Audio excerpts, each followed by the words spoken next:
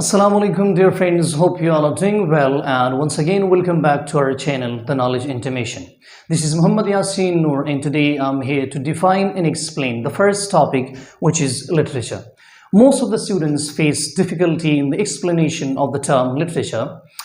In fact, they have come on over lots of topics but they are unable to define and illustrate the term literature in detail. So I'll try my best to define and illustrate it in detail so that you understand better. Alright dears, let's discuss the definitions first, that what are the opinions of different authors about literature. So the first definition we have that literature expresses the feelings of people to the society, to the government, to his surroundings, to his fellows and to his divine creator. It means that literature is an art or literature is a written work with the help of which we can express our feelings, emotions and thoughts about the society, the government, our environment, other people and our beliefs in a creative way. यानी इसका मतलब ये है कि जो literature है वो एक आर्ट है या लिटरेचर एक रिटन वर्क है जिसके ज़रिए हम अपनी फीलिंग्स, इमोशंस और जो थॉट्स हमारे होते हैं वो एक्सप्रेस कर सकते हैं। अब वो थॉट्स और वो जो इमोशंस होते हैं वो सोसाइटी के बारे में भी हो सकते हैं, गवर्नमेंट के बारे में भी हो सकते हैं, नेचर के बारे में भी हो सकते हैं और या एक ख़ास किस्म के बंदे के बारे में भी हो सकते हैं। यानी it depends upon the interest of the writer. ये एक राइटर की इंटरेस्ट पर जो है ना वो डिपेंड करता है कि वो किसके बारे में लिखना चाहता है। Alright, the second definition we have that literature is a body of written or spoken works which gives us aesthetic pleasure and information. Yani, it means that literature is the collection of written or spoken works which gives us enjoyment and as well as knowledge. And इसका मतलब ये है कि जो literature है वो एक written और स्पोकन वर्क्स का कलेक्शन है जिसके ज़रिए हम जो है ना अपने आप को इंटरटेन कर सकते हैं और उससे नॉलेज भी ले सकते हैं। यानी आपने एक बात नोटिस की होगी कि जो फर्स्ट डेफिनेशन है उसमें हमने सिर्फ रिटन के बारे में बात की है। Now in the second definition we discuss that literature can be spoken and can be written, कि जो लिटरेचर है वो रिटन भी हो सकता है और स्पोकन भी हो सकता है। Alright, now look at here. I have mentioned some of the examples or some of the literary genres with the help of which we can express our feelings and emotions. And ये वो genres है जिसके ज़रिए हम अपनी feelings और emotions को जो है ना वो express कर सकते हैं in order to please others and to give knowledge to others.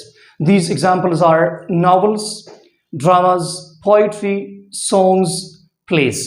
Alright, now a question can be raised that do we involve all the written works in literature? So the answer is no. Why?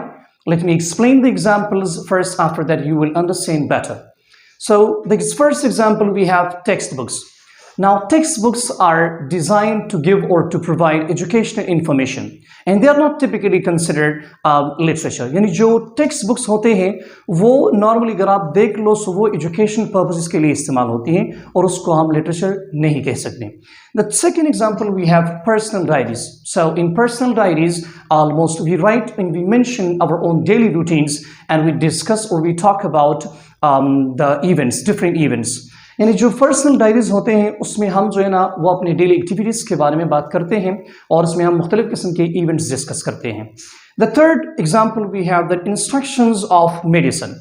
यानी you may have seen different instructions of medicine that normally they talk about that how to use the medicine and where to keep them. यानी अगर आपने जो medicine के instructions होते हैं उसको आप लोगों ने देखा होगा कि उसमें नॉर्मली आप लोगों को कहते हैं कि यानी मेडिसिन को कैसे यूज़ करना है और उसको कहाँ पर रखना है, यानी कितनी डिग्री सेंटीग्रेड पर रखनी है। So now if you look at these three examples, they do not give us pleasure and as well as knowledge. यानी इसलिए हम इसको लिटरेचर नहीं कह सकते क्योंकि ना तो यह हमें नॉलेज देते हैं और ना हमें जो है ना वो एंटरटेन कर सकते हैं। Now according to the present era, that work would be in the category of great literature until it completes these three criteria. The first one we have deep hidden meaning. Now deep hidden meaning means that which needs an interpretation. So if you look at one of the poems of Robert Frost, The Road Not Taken, अगर आप उस poem को देख लो, this is the title of the poem, The Road Not Taken. So its translation is the same like the words we have. यानी जैसे ही अल्फाज है इसकी translation भी इसी तरह है। But what is the hidden meaning of that? Robert Frost talks about the choice of life in that poem. All right, the second we have beautiful. That work must be beautiful. Now, how to make a work beautiful? एक work को, एक written work को या spoken को कैसे आप लोगों ने beautify करनी है? Your diction must be green. The first point is that your diction must be green. Your choice of words. The second point is that you should use poetic devices in order to embellish that particular work. यानी एक work को अगर आपने खूबसूरत बनाना है तो उसमें आप लोगों को चाहिए कि आपकी जो डिक्शन है, जो चॉइस ऑफ वर्ड्स हैं, अल्फाज की जो यूज़ है वो ग्रैंड होनी चाहिए. जो सेकंड पॉइंट है उसमें कि आप जो है ना वो पोएटिक डिवाइसेस उसमें इस्तेमाल करो तो उसकी बदौलत आप एक वर्क को वो खूबसूरत बना सकते हो. The last point we have contribution in the society.